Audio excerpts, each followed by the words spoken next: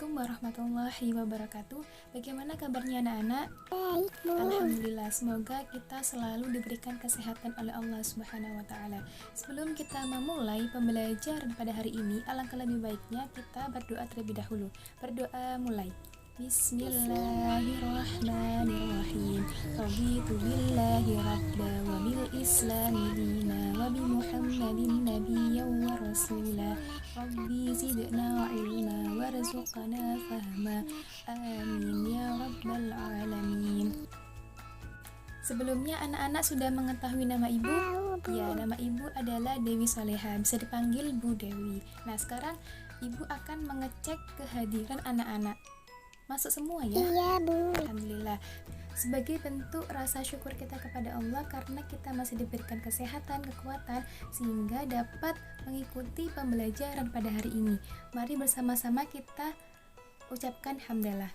Alhamdulillahirabbil alamin. Pada pertemuan sebelumnya kita kan sudah membahas tentang bagaimana cara membaca Al-Qur'an dengan baik, yaitu kita belajar tentang bacaan mat. Nah, pada hari ini kita akan membahas tentang isi dari Al-Qur'an atau isi dari surah dalam Al-Qur'an. Salah satunya yaitu Quran surah Al-Mutaffifin ayat 1-17.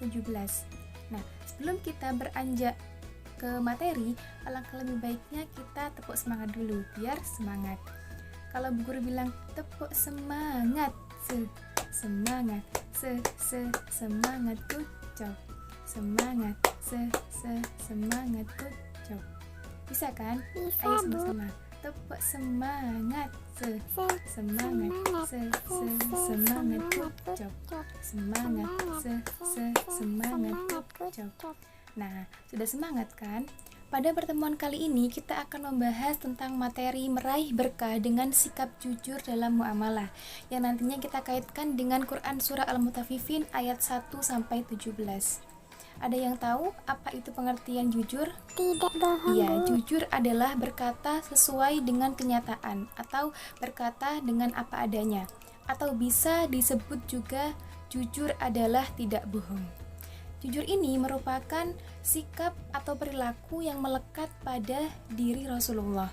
Jadi, sudah jelas bahwa sikap jujur itu merupakan perilaku yang mahmudah atau perilaku yang baik yang telah dicontohkan oleh Rasulullah kepada kita. Mengapa sih Bu kita kok disuruh berperilaku jujur? Iya, karena jujur ini merupakan pondasi sebuah kepercayaan. Kita umpamakan saja sebuah rumah. Kalau rumah itu ada pondasinya, maka ia akan kuat, kokoh, temboknya pun tidak akan runtuh. Nah, sama seperti kejujuran. Jika kita sekali kita jujur, maka orang akan percaya kepada kita. Akan tetapi, jika kita satu kali berbohong saja, maka orang tidak akan percaya dengan kita. Mari kita sama-sama baca Quran surah Al-Mutaffifin ayat 1-17. A'udzu billahi minasyaitonir rajim. Bismillahirrahmanirrahim. Wailul lil mutaffifin alladzina idza iktalu 'alan nasi yastawfun wa idza kaluhum aw wazanuhum yukhsirun ala yadunnu ulaika annahum mab'uthun liyawmin 'adzim yawma yaqumun nasu lirabbil 'alamin kalla inna kitabal fujjari lafi sijjin wa ma adraka mas sijjin kitabun marqum wailun yawma idzil lil mukazzibin alladzina yukazzibuna biyaumiddin wa ma yukazzibu bihi illa kullu mu'tadin asim idza tutla alaihi ayatuna qala asatirul awwalin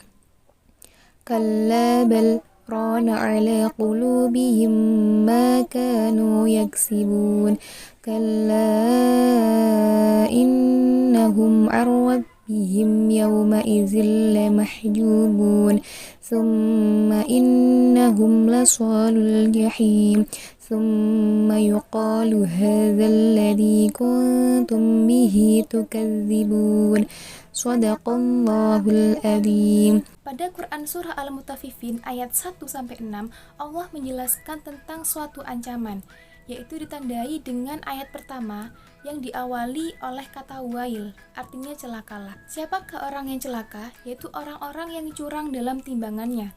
Maksudnya gimana, Bu? Maksudnya seperti ini. Contohnya yaitu ada seorang pedagang sayur. Nah, pedagang sayur ini awalnya mengambil sayuran dari petani, kemudian dijual lagi di pasar. Nah, semisal seorang pedagang ini ketika mengambil sayuran dari petani, ia minta dilebihkan.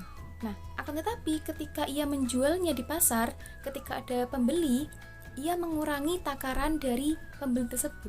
Contohnya, pembeli ini membeli sayuran 1 kilo, tapi oleh pedagang ini dikurangi 1/4. Nah, inilah termasuk seorang yang curang dalam menakar atau menimbang. Nah, nantinya orang ini atau pedagang ini akan mempertanggungjawabkan perbuatannya di hadapan Allah, dan Allah akan memberikan azab dan siksaan yang pedih. Naudzubillah ya anak-anak, jangan sampai kita masuk seperti pedagang tersebut. Pada ayat 7-17 Quran Surah Al-Mutaffifin, Allah menjelaskan tentang orang-orang yang durhaka. Nah, orang-orang ini nantinya akan diberi sebuah buku bernama Sijin. Apa itu Sijin? Yaitu kumpulan buku-buku para setan dan orang-orang kafir. Nah, siapakah Bu yang menerima buku ini? Yaitu orang-orang yang menerima buku ini, orang-orang yang tidak percaya tentang Rasul dan apa yang disampaikannya. Nah, orang-orang ini terbagi menjadi 3 golongan. Yang pertama yaitu mu'tad. Apa itu mu'tad? Melampaui batas dan melanggar hukum-hukum Allah. Contohnya, ada seseorang yang berkata seperti ini, ngapain saya sholat? Yang penting saya itu yakin Allah dan Rasulnya. Nah, orang yang seperti ini dikatakan mu'tad, karena kewajiban kita sebagai seorang muslim itu adalah sholat, menjalankan perintah Allah dan menjauhi larangannya. Nah, sholat ini masuk dalam rukun Islam yang kedua. Jadi, jika seorang itu muslim, dikatakan seorang muslim, maka ia harus melaksanakan sholat. Yang kedua yaitu asim. Apa itu asim? Asim ini dibagi menjadi 3 golongan. Yang pertama yaitu orang yang banyak dosa dengan mengkonsumsi barang haram. Contohnya, ia serakah, kemudian ingin mendapatkan sesuatu yang lebih dari orang lain, dan ia merasa tidak bersyukur dengan apa yang diberikan oleh Allah. Dan golongan asim yang kedua yaitu orang-orang yang berbicara bohong, tidak sesuai dengan kenyataan. Dan golongan asim yang ketiga yaitu orang-orang yang mengkhianati amanah, yaitu orang-orang yang tidak dapat dipercaya. Golongan ketiga yang mendapatkan buku Sijin yaitu orang-orang yang ketika dibacakan Al-Quran, ia mengatakan bahwa itu hanya dongeng-dongeng orang terdahulu, bukan wahyu Allah. Kenapa Bu mereka kok tidak percaya dengan Al-Quran? Nah, Allah menjelaskan bahwa mereka itu adalah orang-orang yang tertutup hatinya, tidak bisa menerima rahmat dan hidayah dari Allah, karena mereka itu merasa paling benar dari segalanya. Dan nantinya kelak orang-orang yang seperti ini akan masuk ke dalam api neraka yang paling bawah. Naudzubillah ya anak-anak, jangan sampai kita masuk dalam 3 golongan yang tadi. Nah, oleh karena itu kalian semua, ayolah sama-sama kita menerapkan perilaku jujur dalam kehidupan sehari-hari. Mungkin cukup sekian pembelajaran hari ini. Untuk tugasnya, Bu Guru ingin anak-anak mencari perilaku jujur di lingkungan sekolah, di rumah, maupun di masyarakat yang mencerminkan sikap jujur. Sebelum kita menutup pembelajaran pada hari ini, alangkah lebih baiknya kita berdoa terlebih dahulu. Bismillahirrahmanirrahim. Subhanakallahumma wa bihamdika asyhadu an la ilaha illa anta astaghfiruka wa atubu ilaik. Walhamdulillahi rabbil alamin. Sampai berjumpa di pertemuan selanjutnya. Terima kasih. Wassalamualaikum warahmatullahi wabarakatuh.